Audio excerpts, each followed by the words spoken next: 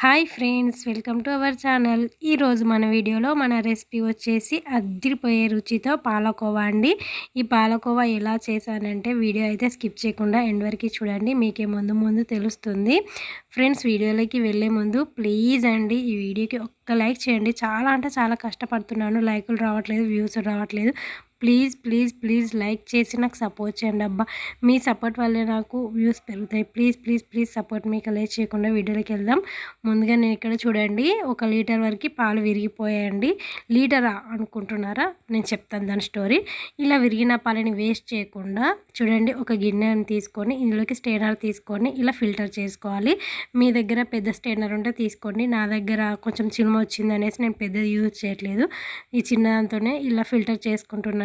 ఇలా ఫిల్టర్ చేసుకొని పాలు మొత్తం పోయేలా కాకుండా కొద్దిగా ఇలా పల్చగా ఉండేలా కొంచెం ఫిల్టర్ చేసుకొని తీసుకోవచ్చు. ఈ ఫిల్టర్ చేసుకోకుండా కూడా తీసుకోవచ్చు, కానీ అంత టేస్ట్ ఉండదు. కొంచెం ఇలా ఫిల్టర్ చేసుకొని మనం స్వీట్ రెసిపీ చేసుకుంటే బాగుంటుంది. చూడండి, ఇలా ఫిల్టర్ చేసుకొని ఈ ఫిల్టర్ చేసుకున్న మిశ్రమాన్ని మరో గిన్నెలోకి తీసుకోవాలి. నేనైతే పాలు వేడి చేసిన గిన్నెలోకి తీసుకుంటున్నాను. ఇవి ఎలా పలిగాయంటే, ఫస్ట్ మేము 1/2 లీటర్ వరకు గేదె పాలు తెచ్చుకున్నామండి. అవి విరిగిపోయాయి. మళ్ళీ పోయి అడిగితే మళ్ళీ 1/2 లీటర్ ఇచ్చాడు, కానీ అవి కూడా విరిగిపోయాయి. సో మొత్తం టోటల్గా 1 లీటర్ అయింది. 1 లీటర్ పాలు పలిగితే దాన్ని తీసిన మిశ్రమం ఇంత అయింది.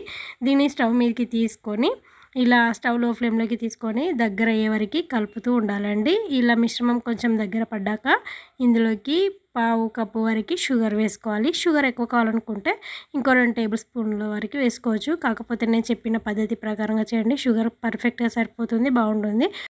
షుగర్ వేసుకున్నాక మరో 5 నిమిషాలు లో ఫ్లేమ్లో ఇలా కలుపుతూ కుక్ చేసుకోవాలి. 5 నిమిషాల తర్వాత ఇందులోకి ఒక 1/2 టేబుల్ స్పూన్ వరకు ఇలాచి పౌడర్ వేసుకొని మరో 2 నిమిషాలు ఇలా కలుపుతూ కుక్ చేసుకున్నారంటే అద్దిరిపోయే రుచితో పాలకోవా రెడీ అవుతుందండి. దీన్ని ఒక ప్లేట్లోకి నెయ్యి అప్లై చేసుకొని తీసుకొని మీకు ఇష్టమైన షేప్లో కట్ చేసుకోవచ్చు. కాకపోతే నేను ఇక్కడ కప్కి నెయ్యి అప్లై చేసి ఇలా తీసుకున్నానండి.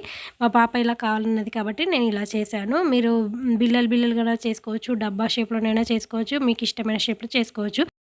పాలు విరిగాయని పడేయకుండా 10 నిమిషాలు ఓపిక్గా ఇలా పాలకోవా చేసుకుంటే ఎలాంటి కెమికల్స్ లేకుండా ఇంట్లోనే అద్దిరిపోయే టేస్ట్తో హెల్దీ పాలకోవా రెడీ అవుతుంది. ఈసారి మీరు కూడా ఇలా ట్రై చేసి మీకు ఎలా కుదిరిందో మీ ఒపీనియన్ కమెంట్ బాక్స్లో కమెంట్ చేయండి. ఈరోజు మనం చేసుకున్న ఈ రెసిపీ మీకు నచ్చినట్లయితే మర్చిపోకుండా లైక్ చేయండి, షేర్ చేయండి, సబ్స్క్రైబ్ చేసుకోండి. ఈ వీడియో చూసిన ప్రతి ఒక్కరికి, మీకు మీ కుటుంబ సభ్యులందరికీ ధన్యవాదాలు.